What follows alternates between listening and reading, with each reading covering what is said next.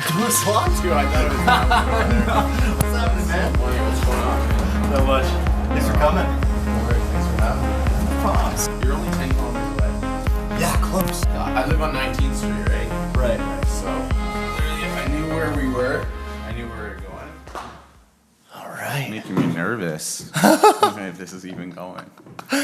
We're just gonna shoot the shit. All right, cool. I'm trying to get like a lineup right now of different people to come in and do this with me. You started into photography right away? I did, yeah. Photography right away. It was basically car photography, automotive photography, to be honest. About 4 years ago, I started a channel called Basic Builds, and it was just easy to learn photography with subjects that didn't move. I can practice, get settings right, really learn depth of field and like what lenses do, peaking, stuff like that. So after that, it was just meeting my girlfriend, and then basically she's like, you need to shoot people, like you need to get into that industry. And that's where like it was a whole different world, because like, you know, you got to deal with skin and retouching and all that. So then you just learn all those other things that you didn't do in the automotive world, because you don't have to retouch paint jobs. Well, sometimes you might have to paint, yeah, for sure, stuff like that. So yeah, about 4 years ago, and then I've been as a full-time photographer for a year now. For a year. Oh yeah, wow, awesome. Outdoorsy. And yeah, that's cool. How, like, is it you and your dad are like super into cars? Is that how you got into it? I for some reason have this thought that, like, because obviously you used to do painting with him. Yeah. And actually I want to further elaborate on that afterwards. Kind of like it must have been such a big move to leave the family biz to go and do something like as a freelancer, which is like obviously a total risk. Yeah. But did you get into cars because your dad, is he like the enthusiast, or is this your thing? No, he definitely like kickstarted my like car cravings and like my addiction for cars and anything with gas and motors. He anytime we would be chilling, I don't own a game system at all. So no Need for Speed growing up, eh? No need for TVs or games, and he would just go, let's go in the garage, like let's go work on. He's obsessed with British cars, so is an MGB. Oh, and it was one thing after another. It was just like, hey, I'll teach you how to weld, teach you how to grind, like teach you how to paint a car. So if the time comes to like do all those things on your own, you know how to do it, and that's what taught me like just all of my basically my real like. I want to say like technical side of me, and like hands-on things were definitely from the automotive scene. That's good to have though, man. Yeah, nobody knows hands-on stuff anymore. Definitely. I swear to God. So you got that. I mean, your girlfriend obviously loves that about you, I'm sure. Sometimes, but most of the time I'm super busy, right? So like now I'm still like, she's like, change my oil. I definitely can do it, but like, oh man, like I'm busy traveling and like doing all these things where I'm like, I can't even do it. It's unfortunate, but like I still have a classic car to this day. Still tinker on it. Is that yours? Yeah. Dude, awesome. I'm gonna post like a little clip of it, because that car was so cool. I thought you guys rented it or something like that. I didn't know it was like yours. Yeah, the Ranchero is definitely mine. Dude, badass. It will be for rent for weddings soon. Oh, yeah, that's the plan for another business idea, is definitely renting out classic cars to like weddings or just photo shoots, stuff like that. I found definitely an interest of people always asking about the classic cars. So dude, I would just roll up to shoots in that damn thing. Well, that would be cool, but you would reek of fuel. So keep that in mind. It's like really loud too, pulling up to a wedding, right? Everyone's stopping. Hey, you're working the gig, and you just reek like car fuel. Yeah. I don't know how well that would fly, but definitely super cool to be an option. I'm gonna knock off two questions we had from some people on Instagram. So Ethan Thomas, this photographer, look at my cat. He's gonna like knock the wires down. So Ethan Thomas is a photographer from Spain. Cool. And I connected with this guy like a few months ago. He saw like one of my videos, and he just asked me, he wanted to move from photography to video. So that's how we met anyways. And so he's been really involved in a lot of like questions I've been asking online. And he wanted to know, how did you get started? And from the very, very start, what struggles did you have to fight? Yeah. Dang. Yeah. So in quick formation, basically start to finish. Automotive photography pushed me to magazine work. Magazine work met me. I direct messaged my girlfriend to shoot with her. She forced me into basically people photography, which is a different realm of automotive photography. That led me to, meeting couples who wanted to shoot. So I shot for free. Not saying you have to, but I'd recommend it to get experience and definitely learn the trade.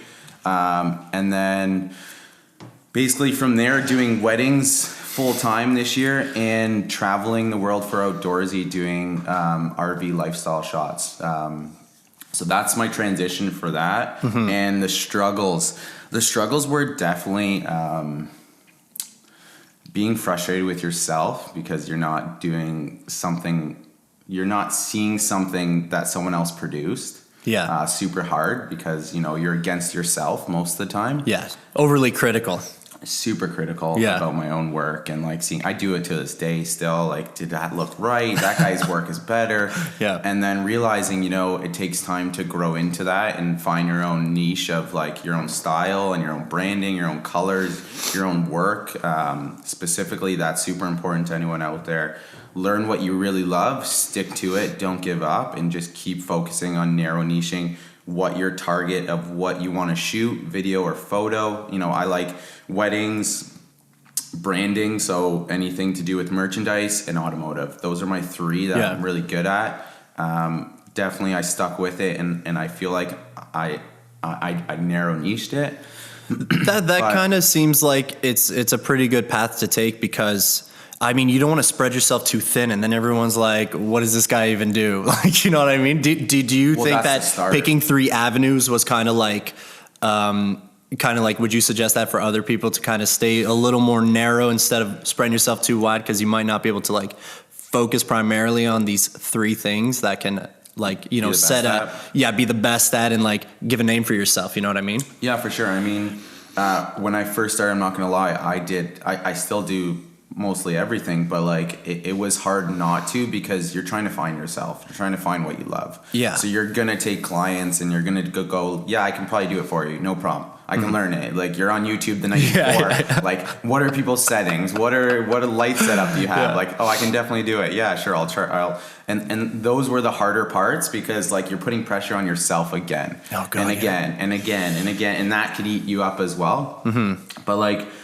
definitely having friends that let you test different things, maternity shoots. I really can't do maternity shoots. Babies are very hard. So I learned that very quickly. So, yeah. Doing a couple of maternity shoots, and I'm like, you know what? I'll just turn them down or pass them to someone that's really good at it. And that's where you got to learn too is stop taking all these other things that you're not really good at and pass them to people that are really good at. So when the time comes, they look at you going, that guy's really good at that stuff. I don't want to do it. Pass it along. So those are the trade-offs you got to make in this market, and it helps you out. Reaching out to other photographers and meeting them in person, which is fantastic. We all live in this social realm. Yeah. And it's super cool to connect with people face to face, learn tips and tricks from them, but not steal their vibe or their gigs or their style, more so just being cool and down to earth, because you can learn so much from other people that you might not learn on YouTube because you're by yourself watching a TV screen, right? I know. Yeah. There's a fine line between educational and just fluff. Yeah. There's so much stuff on YouTube. I feel like all of us kind of got our education from YouTube and blogs and stuff like that. Did you go to school for photography? No. Hell no. I didn't go to school for video, but we use cameras forever and we create our own thing. Yeah. I think it's better to learn the trade yourself so that you are kind of, you create your own style. You know what I mean? Because I feel like if anybody went to school for film or video or photography, I feel like you're going to stay in the same lane that everybody else that's graduating is doing. You know what I mean? They're like, this is how it's done. This is how you have to do it. Lights, I don't even know if I'm doing this right. You know what I mean? It's just from past experience, I know it works for me. And I learned that on my own. You know what I'm saying? So, but, obviously you have a crazy following on social media. Like you just said over 10K, which is like it's phenomenal. It's going back and forth, man. Is it really? Yeah. Did it dip under 10K? It's struggling. It's definitely struggling. Like it's a hard, like that's another thing that struggles with everyone, you know, like how many likes and comments and followers I get, but like it's so hard to stay consistent and posting all the time. Obviously I've been away for like almost 2 weeks now and I haven't shot creative stuff or stuff I want to post, which is, you know, the question of all questions is like what you want to post and how branded you want to be. But like, yeah, the struggle is real to keep that consistent followers going. Yeah. You know, we kind of live in a world where everybody's kind of like learning off of each other. Yeah. And I noticed the people with the most followings are posting daily. And like before I started posting daily, I was like, this is absurd. I'm like, how the fuck does anybody have time to do this? I used to post 3 times a day on basic build. 3 times a day for 6 months, and I grew to 8,000 followers because of the rapid just posting daily or posting 3 times a day. I would post morning, lunch, and evening to hit a massive audience. And it was so consistent, and it was all organic content, which was crazy to me because I would go to car shows every weekend and shoot probably 200 photos, and I would batch them all ready to go, like just putting out there. Unreal. And tagging the owners, tagging sponsors, tagging this, tagging that, tagging, geotagging, like the whole 9 yards I would do. That is a full-time gig on its own. Hell yeah, man. Yeah. Oh my God. I mean, certainly I haven't been doing that style of posting as long as you have, so I can only imagine how you feel about the whole thing. I just started doing it in December, and I've been, you know, with a day here I miss, you know, every once in a while, and I'm like, I just can't fucking do it. I feel like you're always on my scroll feed though, posting videos, which is so hard for me to even see that, because I'm like, I don't know how this dude like films it, edits it, and posts it, and I'm like, it hurts my brain thinking about how hard it was to post 3 times a day, and not alone like just posting 3 times a week now. Like I post maybe once every 2 weeks, not even. I feel like you're at a point though where you can, and people wait for your posts. You know what I mean? I think I post daily to stay relevant. I think you should post, however, every other day or whatever, because like you already have a big following, and when somebody sees that photo, they're gonna be like, oh, Rob Anzit. You know what I mean? You think? Yeah. Like it's not a surprise. But I don't know how the algorithm, quote unquote algorithm, works or anything like that. But I'm sure you're doing it right. But as a very close follow up, let's talk about burnout. Let's talk about when it's time to just step back a little bit and kind of reflect and kind of, spend time with your significant other, or like, make some time for yourself, because, this has kind of been a trending topic lately. That's why it's on my mind. Like I took a week off once, just like I didn't go on my computer at all. I totally disconnect from social media. Like I just, it's almost like I feel ill when I'm on social media so much. Yeah. It's like toxic. Like, who am I posting for? Like, what's the point of this? Everybody gets in a little spiral every once in a while, right? But tell me a little bit about burnout and how you maybe cope with that. That is a toughie. Yeah.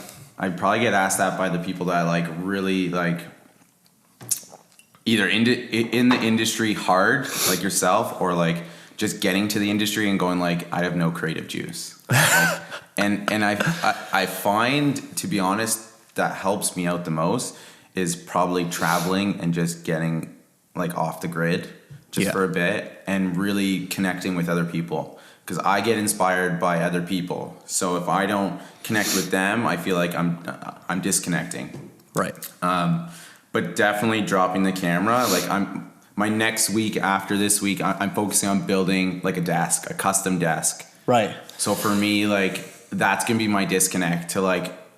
Same thing, like a car, right? Like if I'm in the garage or building a desk, that's me disconnecting and getting lost in the world. No one's bothering me. I don't even have my phone with me. Oh, that's like that is the best thing. Like my phone is usually on the hip all the time. Yeah. So when I can disconnect from everything, my camera, my cell phone, and just zone into one specific thing, like my desk or my car, that's when I get that like breath of fresh air coming back into the industry going, oh cool, I got a break for a bit. Yeah. Let's shoot something. And then it's almost like you come back with more of a punch. Like you're like ready, your creative juices are flowing again, because, burnout, AKA, inspirational exhaustion, you get stuck in a warp, and it's just like, you don't even know what you're doing it anymore for a little bit. Yeah. But I totally agree. That's awesome. Get some hands-on action, like disconnect just take from your the phone. mind off of things, because we're always looking at screens too, right? So like, Yeah. like I said, I always go back to catching up with people like this. For instance, I still have my camera and my cell phone in my pocket.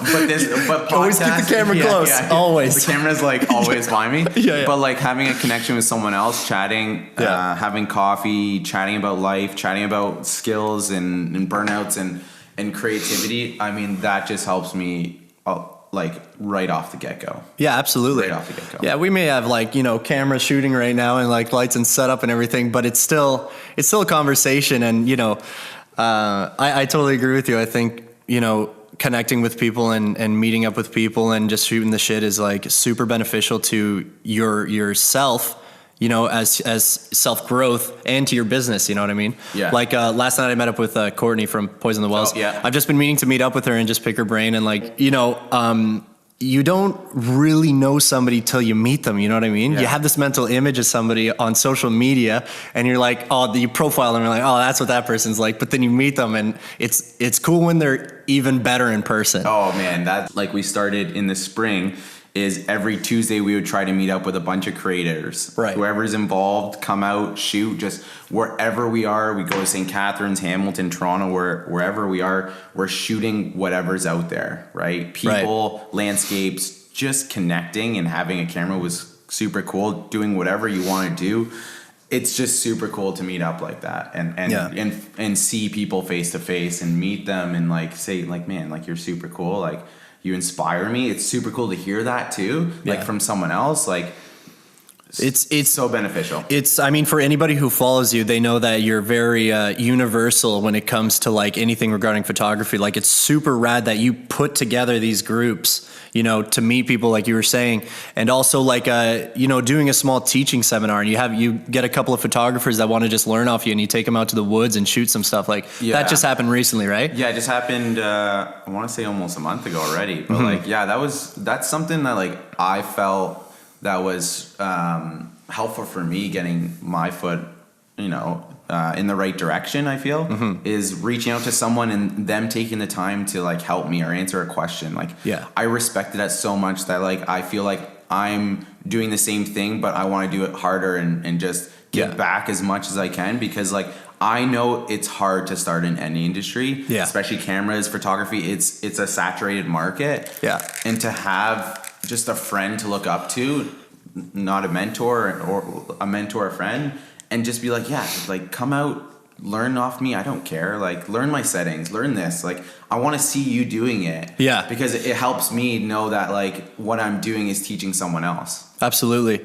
And that says a lot about you too, man, because I feel like there's a lot of people I've said that so many times.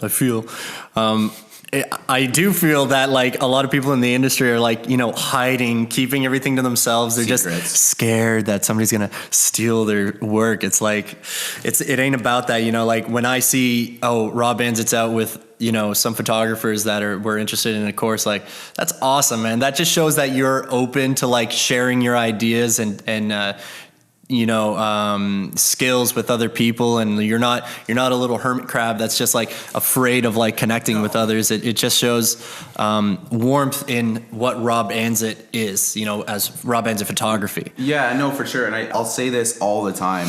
No matter what I teach you, no matter what gear you have, our shots are always going to look different. Exactly. Even if we're shooting the exact same thing, you can take all my style, you can buy presets, you can do this and this, but like at the end of the day, my photo and your photo are going to be totally different. Yeah. So what does it matter? Like if we shoot the same wedding, my angle is going to be different. Yeah, I'm going to make them laugh different. I'm going to say something. I'm going to shoot in a different way, darker, 3 exposures lower, just to bring it up in post. Like that's my style, but those are tricks that like my work's gonna look totally different than you. I don't care what we shoot, and we have the same gear. Yeah, it's gonna look different. So why am I not giving out those tips and tricks? Like, go ahead, learn it at the best of your ability. Send me your photos. I'd love to see it. But like, at the end of the day, my style is gonna be totally different than your style. Does anyone actually know why cameras stop at 30 minutes? I have no clue. Now back to your regular program. I didn't know what to expect. Whoever does doing a podcast, man. Oh God, is it an oversaturated thing? Yeah. Are too many people doing it? No, it's just we always think too far, way too far, and like we discussed in the morning is like, stop thinking about it and just do it. I know it's hard to say because we're content creators, we judge our own work, people judge our own work, but sometimes just go out in there and do it, produce it, show it. Because like honestly, if I didn't produce work and showcase it, I wouldn't be getting the gigs I'm getting. Yeah. So that's a hard thing to think about too, is, you know, we all judge our own work. We're all scared to post it out. But if we don't share it, no one will see it. You don't get the gigs. It's exactly like being an artist, man. You got to create your showroom. Yeah. You got to make a bunch of paintings, put them out there and see what happens, You're right? your biggest critic at the end of the day. And it's hard to see that, but like, you got to be proud of your own work. It's good to like have that mentality still, like that's what kind of keeps you going forward, right? But at the same time, like learn to let it go. Yeah. Because in the end, your judgment is the best, whether you're thinking about it or not. What you think is good is going to be good, especially when you've been doing it for a long time. It's like, just trust your gut feeling and just fucking post it. Yeah. You had a post about that too a little while ago. I follow you closely. Yeah, dude, really, honestly, the last month, if I can give another big piece of advice to any like up and coming photographer or photographers that are like judging their own work, print your work.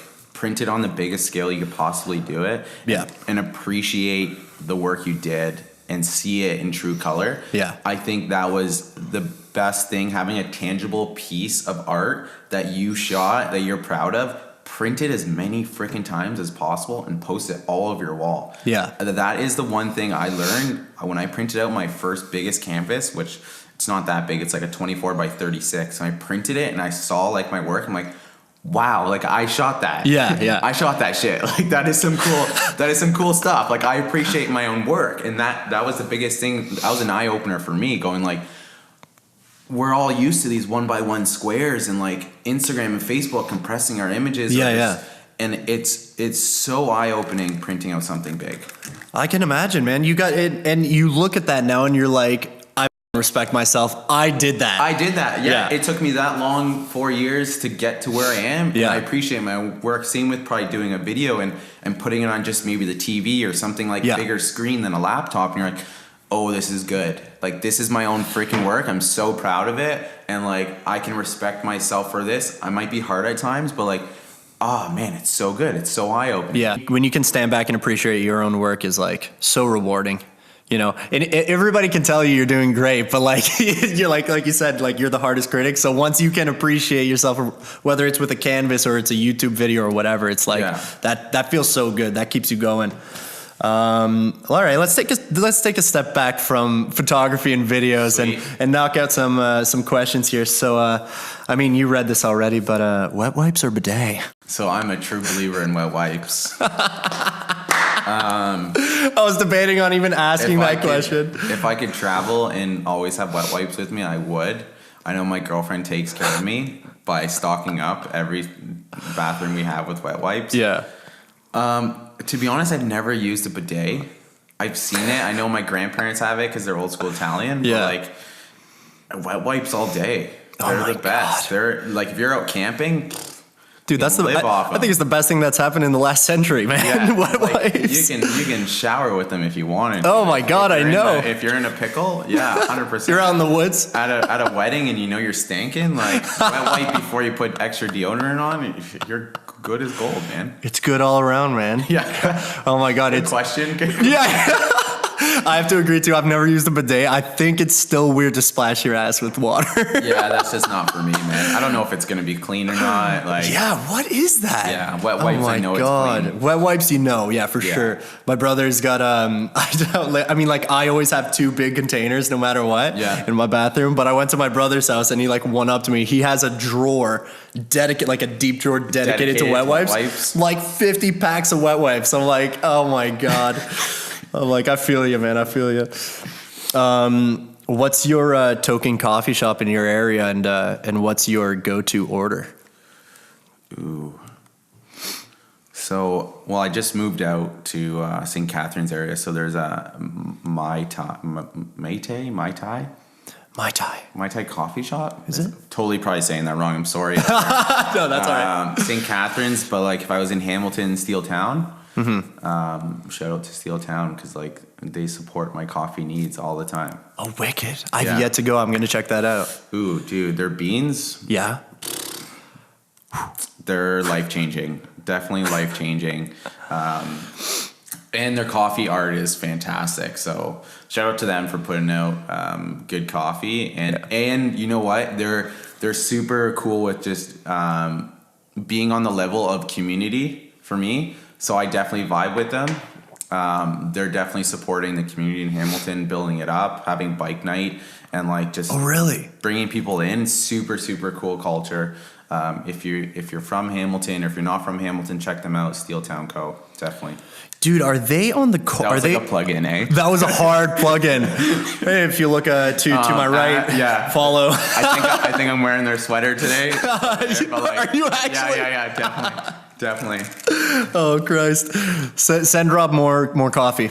Yeah, hashtag coffee life. All right, man. Okay, I think I know where this place is. Is it like on a corner? Barton Street, yeah, on the corner. Okay, and it's like total biker central. Yeah. Oh, okay, central. I know where this place is. Sick place, okay, man. wicked. I've seen it, and people keep telling me like you have to go, but like I'm not totally from the area. But are you a biker at all?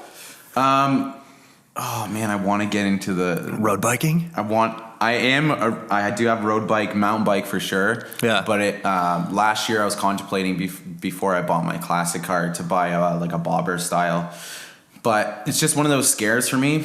I know all those bikers out there like stop scaring yourself. Like it's now I have to define what we're talking about. Are we talking about pedaling or are we talking about motorcycles? Okay. With a motor, definitely with a motor. All those bikers out there that are like, just do it and then start living. It's just hard for me because cars, I just have an impact with cars. It's your addiction. 4 tires in a box. So, if something went wrong, knock on wood, that something doesn't go wrong, but like definitely safer in my mind, and that's how I play it safe. I've always wanted a bike, but my parents just scared the shit out of me with it. Dirt bikes are cool, quads are cool. I've had a couple of those. I should get a moped to start. Yeah, moped would be buzz sweet. around Like a Vespa. Like a Vespa, yeah, classic Bring baby all your blue. Gear. Yeah. Oh my god. On a trike, like have a little trailer piece on your Vespa. Yeah. That'd be sick. That'd be pretty sweet. Yeah. Think Outdoorsy can hook me up with a little trailer? Yeah, maybe. Yeah, can't they?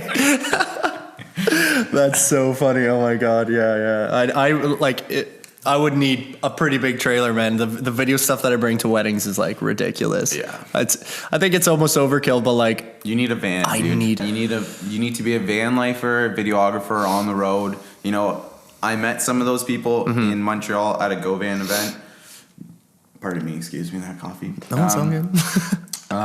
And I met them, and videographers, they had all their gear set up in their van, but they're going from gig to gig, and they're freelance. Like cross country. They're cross country. They're shooting. Wow. Specifically, GoVan themselves only hire people that are in vans. So if you're a videographer, a photographer, a blogger, writer, whole 9 yards, they'll look at you a lot more seriously if you're in your own van and you're traveling because you need the money. Wow. They're super supportive, yeah. I kind of heard something about that, and I don't know if it was a real thing. I'm like, how do you book gigs traveling?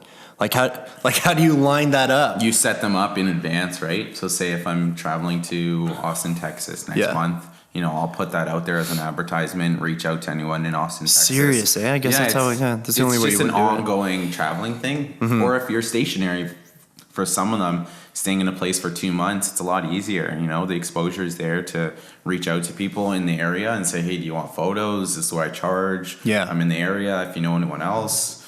Yeah, definitely a different world. Wow. That's wild.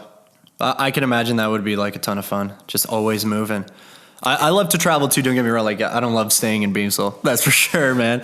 I backpacked across Europe, and that was probably the largest adventure I ever did. That's pretty cool, though. Dude, man, if you wanted, I know you're an outdoor type of guy.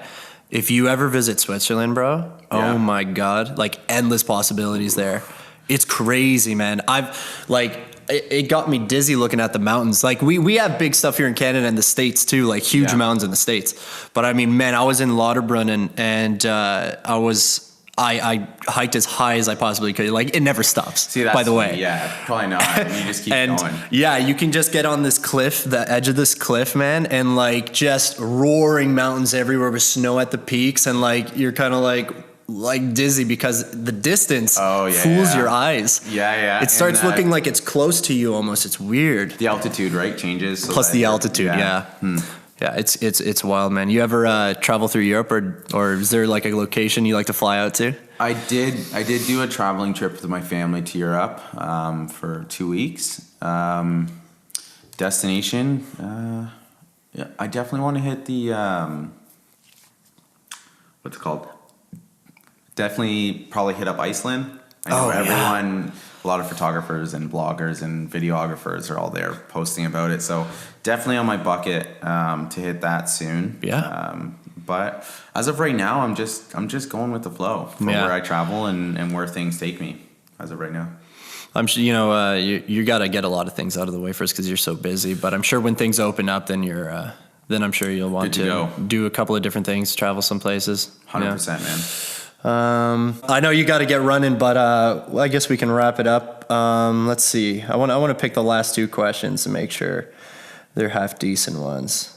You know what? We like covered a lot. Oh yeah. Yeah. Wow. And they came naturally too. I didn't even really look at the sheet. Yeah, that's why when I saw you, you were looking down, but really all your questions were coming straight, and I was like, What's maybe I could shoot a question to you as like not a first podcast. What's the how do you set your goals for like the year or like the future years? That's a big one for me right now is like how people are setting up their goals, what they're doing, what apps and programs they're using to be on the right path. Because I know a lot of videographers, photographers, creatives in general, they kind of lose track of maybe their vision and what they want to accomplish each year. So I know for me, it's probably 5 top tier things that like I strictly do and I'm focused on. But like from your side, what do you think? It comes a lot into like lifestyle and also your set goals on your business. Like I have an agenda and this is for anybody watching, like you need something to just jot shit down. Like I don't have a good memory, so if I think of a great idea and I don't write it down, it's gone. Yeah. It's gone by the end of the night. Something that has helped me progress and to keep my goals on track is writing stuff down all the time. Second I get an idea, like when you brought that video idea to me, I was just sitting down, like stuff just started running. So I'm like writing as fast as I can. And sometimes I'll totally forget that we even talked about it. I'll open my agenda and go back on it and I'll remember it again. You know what I mean? Yeah. So I think having like a personal, a pen pal to yourself is like super key. I think lifestyle change will also tie into your entrepreneurial like venture. So I started waking up at 5 a.m. every morning and going to bed at 10. First thing I do at 5 a.m., I go and I work out. Yeah. And I come back home and I'm like... if anyone's listening to this and they're not visually seeing this guy, he is a beast. And he's a good-looking dude. Thanks, man. I'm trying. I think it's good to stay healthy, though, is what I'm getting at. You know what I'm saying? I'm not even lifting heavy weights anymore. I go in the gym. I'm doing like high rep, low weight. Yeah. I just want feeling my heart race in the morning. I think is just healthy, and it's kept me energized, and like also tons of coffee to go with that. Coffee's a must. But back to it, just an agenda and a big giant whiteboard in my office. Like just writing stuff down all the time and just tackling everything that you write down, because then you never have a blank moment. That could be good or bad. It's like a little excessive, but with Dimmy, I want it to be bigger. I don't see it being a personal entity for very long. Like I want Dimmy to be everything, but I want it to I want us to crush video, and I want to have, other people joining in and also shooting video, like same day edits and stuff like that. And I want to move out of here and like open up a studio and stuff like that. Like I want it to be big. I don't want to, I enjoy doing it by myself. Don't get me wrong. And I plan on doing that for probably another 5 years. Yeah. But I don't think I want to stop the growth. That's good, man. That's the way people who are creators should think, right? They have a goal, even if it's 5 years. Like 5 years is fast. 5 years is fast. Like people don't realize, but like you should have a 5 to 10 year goal that you want to crush, maybe a really big one, because it flies by. It's crazy that you said that, because I remember my grandfather telling me, he's like, always look 5 years ahead. Yeah. Always plan 5 years ahead. Like, don't plan short, you're gonna fail. Yeah. You know what I mean? 100%. If you shoot 5 years ahead and you stay on that path, you're gonna build. And even if you don't hit that in 5 years, maybe 7 years, but like, you know, you have, I'm gonna say path like 1,000 times. You have that path that you're gonna follow. And you're like, that's my goal. It's a big one. Yeah. So you're constantly chasing it. Yep. You know? 100%, man. Yeah. And that's the best way to look at things. Yeah. All right, well, you have the floor. Do you want to tell everyone what's going on? Anything to do with Rob Anzit? You know, That was almost like Hot Wings, man. that was like Hot Wings. Do you watch that show? Yeah, Hot Wings. Shout out my Hot God. Wings. Definitely a super sick show, but that reminded me at the You got the ending. floor. You Camera got the here. floor, Camera there. Tell them what you're about and what you're doing in upcoming projects. Yeah, that was straight up from Hot Wings. Yeah. Ooh, that's a very good question. Yeah, keep an eye on my YouTube channel, because I'm building content to produce. I know we said produce and put it out, but I'm actually holding some content up until I'm ready to produce like once a week. Nice. Yeah, so that is my goal. That's my shift. Definitely shifting to the YouTube platform, because I find, you know, people are either getting fed up with Instagram and seeing the algorithms change and just overall. So my shift is definitely YouTube, and the bigger picture for me is a marketing company. So Nice. yeah. I you know what? I could have guessed that, honestly. Yeah, You're so good at marketing, man. You're mad savvy with marketing. Yeah, so that's big awesome, goals, man. Yeah, that's great. For anybody who doesn't know Rob Anzit, follow at Rob Anzit on Instagram. I'm guessing you're on Twitter, LinkedIn. Not really on Twitter. Not- If you're not using a platform, Who's get on rid of Twitter? it. Yeah. Seriously. Twitter, LinkedIn, Yeah. Facebook, YouTube, all at Rob Anzit. Rob Anzit, robanzit.com. Yeah. Yeah. It's all branded under one. Yeah, Rob's a photographer from Southern Ontario. He travels around the world, does everything. Get this guy to film, or sorry, get this guy to shoot not me. photo. That's on my path. He's going to hire me to do the video. Just photos. yeah. And I'm Dimitri from Dimitri Studios. I do wedding and lifestyle stuff. Thanks for having me, man. I really appreciate it. No worries, That's man. the best part. All right, wicked. Whew, that was fun. Done deal, man. Oh, yeah. I definitely want to shoot a photo from like here to here as you're like looking at that camera. Yeah, sure. Yeah.